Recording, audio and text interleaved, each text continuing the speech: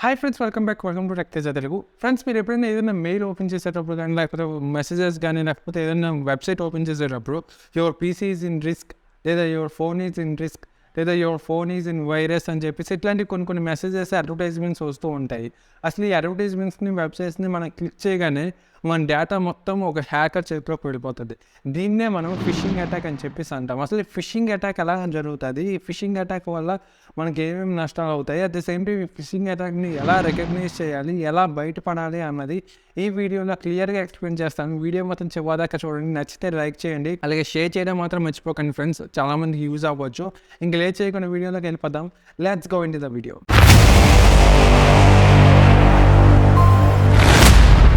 Friends, అసలు fishing అటాక్కి ఈ పేరు ఎలా వచ్చిందో మనం తెలుసుకుందాం. ఫిషింగ్ అటాక్ అనేది ఫిషింగ్ అటాక్ నుంచి వచ్చిందనమాట.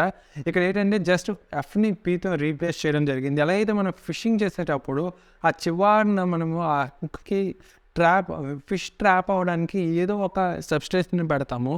అది ఏదో ఒక సబ్స్టెన్స్ని ఎలా అయితే పెడతామో ఆ ఫిష్ ట్రాప్ చేయడానికి, ఇదే విధంగా హ్యాకర్స్ని మెయిల్స్ ద్వారా, మెసేజెస్ ద్వారా ఒక లింక్ని పంపించేసి మన విక్టిమ్స్ని మనము విక్టిమ్స్ని ట్రాప్ చేయడానికి యూజ్ చేస్తారనమాట. అంటే ఆ హ్యాకర్స్ని విక్టిమ్స్ని ట్రాప్ చేయడం కోసం మెయిల్స్, ఈమెయిల్స్, స్పామ్ రూపంలో మనకి సెండ్ చేస్తారనమాట. ఇదే ఫిషింగ్ అటాక్ అంటే. బేసిక్గా ఫిషింగ్ అటాక్ అనేది ఒక సైబర్ అటాక్. ఇది సింపుల్గా ఒక చిన్న లింక్తో మన డేటాను మొత్తం వాళ్ళ చేతిలోకి వెళ్ళేలాగా చూసుకుంటారు. అసలు ఈ ఫిషింగ్ అటాక్ ఎలా జరుగుతుందో మనం ఇప్పుడు తెలుసుకుందాం.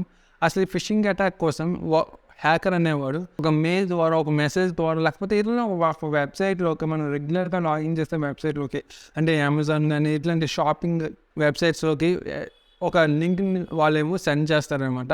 ఆ లింక్ ఎలా ఉంటుందంటే సేమ్ యాజ్ ఇట్ ఈస్గా మనకి నార్మల్గా ఒరిజినల్ వెబ్సైట్స్ నుంచి కానీ, లేకపోతే ఒరిజినల్ సైట్స్ నుంచి వచ్చే లింక్ లాగే సేమ్ యాజ్ ఇట్ ఈస్గా ఉంటుంది. వన్స్ మనం ఆ లింక్ క్లిక్ చేయగానే మనకు original website, for suppose Amazon కానీ, లేకపోతే ఏదైనా ఒక బ్యాంకింగ్ వెబ్సైట్ కానీ, ఇట్లాంటి వెబ్సైట్స్లో మనం ఒరిజినల్గా ఎట్లా ఉంటుందో, ఏ విధంగా ఉంటుందో సేమ్ యాజ్ ఇట్ ఈస్గా డిటో అదే విధంగా మనకి ఫేక్ వెబ్సైట్ ఉంటుంది అనమాట. ఈ ఫేక్ వెబ్సైట్లోని మనకి అది ఒరిజినల్ వెబ్సైట్ అనుకొని మన యూజర్ నేమ్ కానీ, లేకపోతే మన పాస్వర్డ్స్ కానీ, లేకపోతే మన కార్డ్ డీటెయిల్స్ కానీ, లేకపోతే ఏదైనా షిప్పింగ్ వెబ్సైట్స్లోకి వెళ్ళినప్పుడు మన షిప్పింగ్ అడ్రస్ కానీ, లేకపోతే ఇట్లాంటివి మనం పర్సనల్ ఐటమ్స్ షేర్ చేస్తూ ఉంటాం.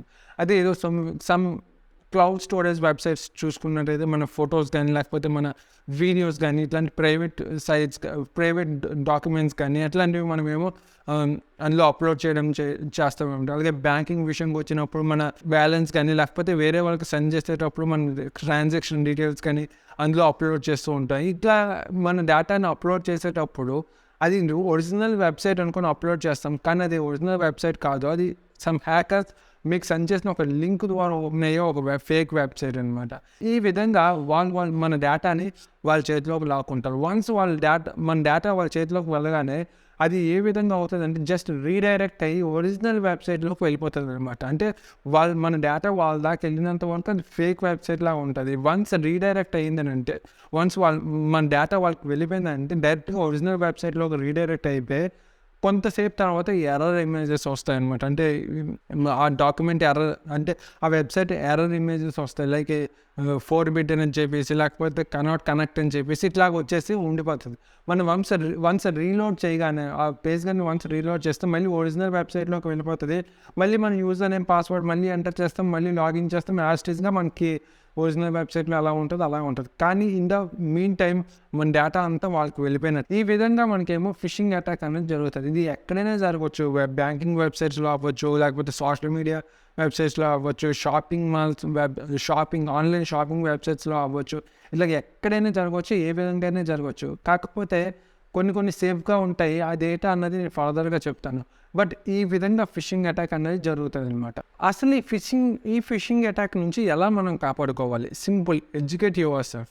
మీకు తెలియని వెబ్సైట్స్లో కానీ, లేకపోతే మీకు తెలియని మెసెంజర్స్ కానీ ఓపెన్ చేయొద్దు. ఒకవేళ ఓపెన్ చేస్తే దానిలో ఉన్న లింక్స్ కానీ, అన్నెసెసరీ అడ్వర్టైజ్మెంట్స్ కానీ, అన్నెసెసరీ ట్రాప్లోకి కానీ, అంటే ఏదైనా ఆఫర్స్ ఇస్తారని కానీ, లేకపోతే ఏదైనా జాబ్స్ ఇస్తారని కానీ, ఇట్లాంటి వాటిలో మీరు ఇన్వాల్వ్ అయితే మీ డేటా పోగొట్టుకున్నట్టే. అసలు ఎలా రికగ్నైజ్ చేయాలి? సింపుల్. కొన్ని వెబ్సైట్స్లో మనకి ఏంటంటే హెచ్టిటిపిఎస్ అని చెప్పేసి ఉంటుంది కార్నర్లో. హెచ్టిటిపిఎస్ అంటే hyper text transfer protocol secure. అంటే ఇక్కడ ఏంటంటే ఏం జరుగుతుందంటే మన అందులో ఎంటర్ చేసిన ప్రతి డీటెయిల్ డాక్యుమెంట్స్ అవ్వచ్చు, ఫొటోస్ అవ్వచ్చు, ఇమేజెస్ అవ్వచ్చు, యూజర్ నేమ్, పాస్వర్డ్స్ ఇట్లాంటివన్నీ సర్వర్కి వెళ్ళే లోపు అవి ఎన్క్రిప్ట్ అయ్యి ఉంటాయి. ఎన్క్రిప్ట్ అంటే ఏంటంటే మనకి ప్లెయిన్ టెక్స్ట్ నుంచి సైఫర్ టెక్స్ట్లోకి మార్చుతారనమాట.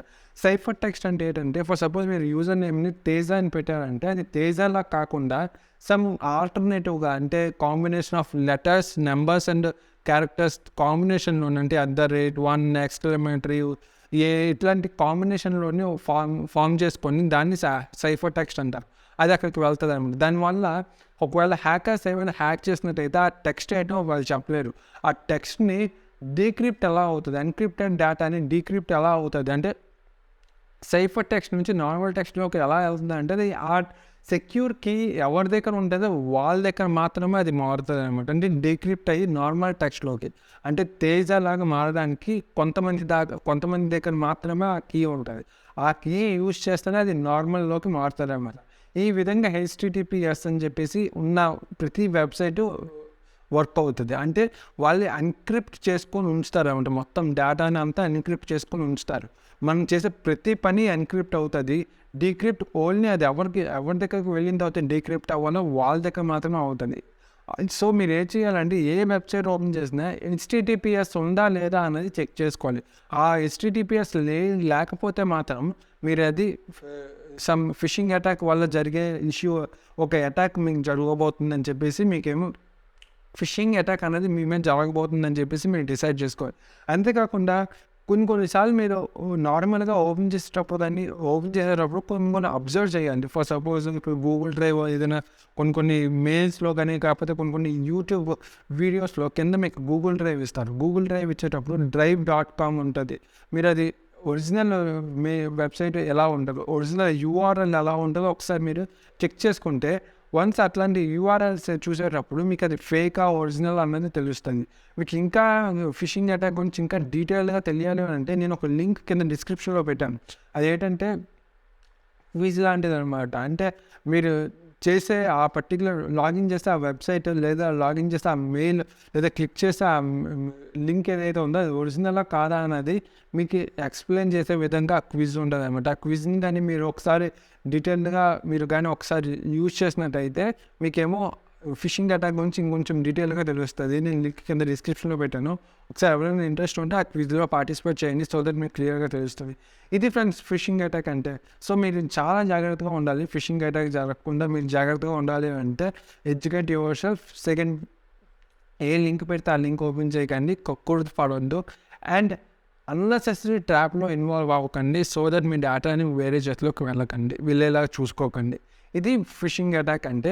నేను already end to end encryption అంటే ఏంటి, వాట్సాప్లో ఉన్న ఎండ్ టు ఎండ్ ఎన్క్రిప్షన్ ఏ విధంగా వర్క్ అవుతుంది, దానికి ఫిషింగ్ అటాక్కి మధ్యలో ఉన్న ఫిషింగ్ అటాక్కి మధ్యలో ఉన్న లింక్ ఏంటో నేను ప్రీవియస్ వీడియోలోని వాట్సాప్లో ఉన్న ఎండ్ టు ఎండ్ ఎన్క్రిప్షన్ గురించి డీటెయిల్గా ఇక్కడ ఎక్స్ప్లెయిన్ చేశాను. ఒకసారి ఈ లింక్ ఓపెన్ చేయండి లేదా కింద డిస్క్రిప్షన్లో పెట్టాను. ఒకసారి వెళ్ళి ఒకసారి ఆ వీడియో కూడా చూడండి. సో దట్ మనకు వాట్సాప్లో కాకుండా టెలిగ్రామ్, మెసెంజర్ ఇట్లాంటి కొన్ని మెసేజింగ్ యాప్స్లోని ఎండ్ టు ఎండ్ ఎన్క్రిప్షన్ అంటే ఏంటో నేను ఎక్స్ప్లెయిన్ చేశాను, క్లియర్గా మీకు తెలుస్తుంది. ఇది ఫ్రెండ్స్ ఈరోజు వీడియో. ఇంకా మంచి వీడియోస్ కోసం నా యూట్యూబ్ ఛానల్ని సబ్స్క్రైబ్ చేసుకోవడం మాత్రం మర్చిపోకండి. అలాగే ఇట్లాంటి వీడియోస్ని ఇంకొంతమందికి షేర్ చేయడం మాత్రం మర్చిపోకండి. సో దట్ వాళ్ళు ఇట్లాంటి అటాక్స్ నుంచే కాపాడుకోవడానికి ఇది ఒక choice. And thanks for watching. See you next video. Bye.